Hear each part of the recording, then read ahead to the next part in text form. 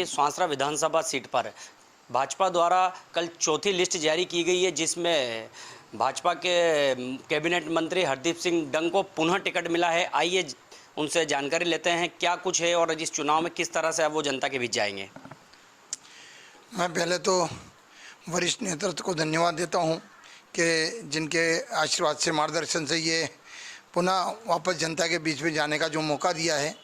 और जिस प्रकार से हम कह सकते हैं कि राष्ट्र के हित में जो मोदी जी ने काम करे हैं, प्रदेश के हित में जो माननीय मुख्यमंत्री शिवराज सिंह जी चौहान साहब ने जो काम करे हैं, उन्हीं बातों को लेकर भारतीय जनता पार्टी मैदान में लगातार विकास के काम कराए हैं। और मैं मानता हूं कि जो विकास के काम के साथ साथ जनहितैषी योजनाएं जो भारतीय जनता पार्टी ने दी है, इसका बहुत ही असर जो पंक्ति के अंतिम छोर पर जो व्यक्ति खड़ा है उसको जो मिला है, इसलिए जनता में भारतीय जनता पार्टी की तरफ बहुत उत्साह है।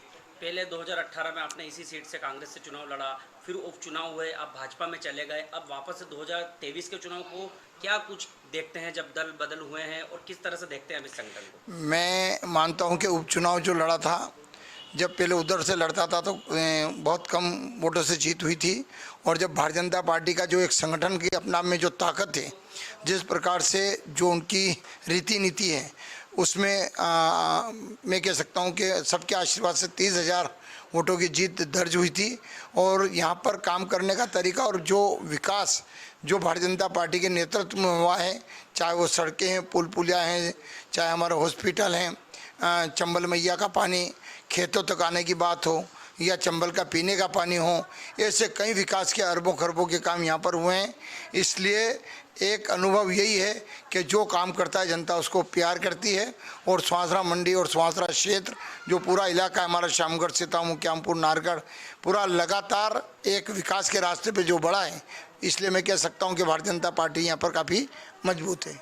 दिग्गज नेताओं को चुनाव में उतारा है, कल बहुत सारे पूर्व मंत्री, मुख्यमंत्री जी तक भी यहाँ पर उतरे हैं और सांसदों को चुनाव में उतारने की क्या विशेष वजह है पूरे प्रदेश में? यहाँ पर कोई बड़ा नेता नहीं होता है, प्रत्येक कार्यकर्ता होता है। यहाँ पर प्रधानमंत्री जी खुद अपना आपको एक कार्यकर्ता बोलते हैं।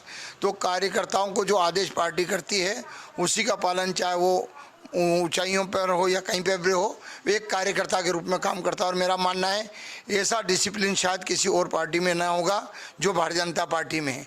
तो हमें गर्व है कि ऐसी पार्टी में काम करने का मौका हमें मिला है। संगठन में देखने में आ रहा है कि सामगढ़ में भी कुछ सरगर्मियां चल रही हैं पूर्व और वर्तमानों को लेकर, तो अब किस तरह से, अभी ये समय भी कम है, 35 से 36 दिन मिले हैं, तो कैसे बैलेंस होगा, कैसे किस तरह से कार्य करेंगे कार्यकर्ता? श्यामगढ़ में और कई पूरे क्षेत्र में जिस प्रकार से यहाँ पर देश हित में, राष्ट्र हित में जब पार्टी काम करती है, और प्रत्येक व्यक्ति और प्रत्येक कार्यकर्ता का एक ही लक्ष्य होता है कि सबसे प्रथम हमारी पार्टी होती है, सेकंड सब दूसरी बातें होती है। और तो यहाँ पर एकजुटता और हमारा लक्ष्य है कि प्रत्येक बूथ पर 51% वोटिंग भारतीय जनता पार्टी के पक्ष में हो।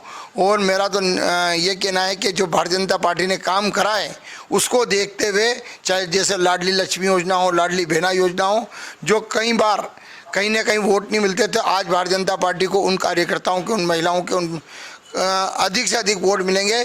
इसलिए ये नहीं कह सकते कि पूर्व और वर्तमान में, मैं कह रहा हूँ कि जिस प्रकार से दोनों का तालमेल होकर जो प्रत्येक बूथ पर 51% का सपना है वो पूरा होगा। 29,000 30,000 के लगभग आप उपचुनाव में जीते थे, अब कितने वोटों से आकलन लगाते हैं? ये पुराना रिकॉर्ड जरूर टूटेगा और मैं मानता हूँ कि अधिक से अधिक वोटों से जीत यहाँ पर होगी। कांग्रेस से किसको प्रत्याशी देखना चाहते हैं? पूर्व प्रत्याशी जो आप कांग्रेस है का प्रत्याशी कोई भी हो ना, कांग्रेस है ना प्रत्याशी है, उन प्रत्याशियों जो नाम चल रहे हैं उनको भी देखा है और कांग्रेस की हालत है उसको भी अपन जानते हैं। ये थे हमारे साथ कैबिनेट मंत्री रहे मध्य प्रदेश शासन में और यहाँ से टिकट मिला है और अब समय काफ़ी कम है। हरदीप सिंह जी डंग से हमने चर्चा की है। मैं मंदसौर जिले से केकेडी न्यूज़ के लिए जावेद हुसैन मौजूद है। मंदसौर जिले की स्वांसरा विधानसभा सीट पर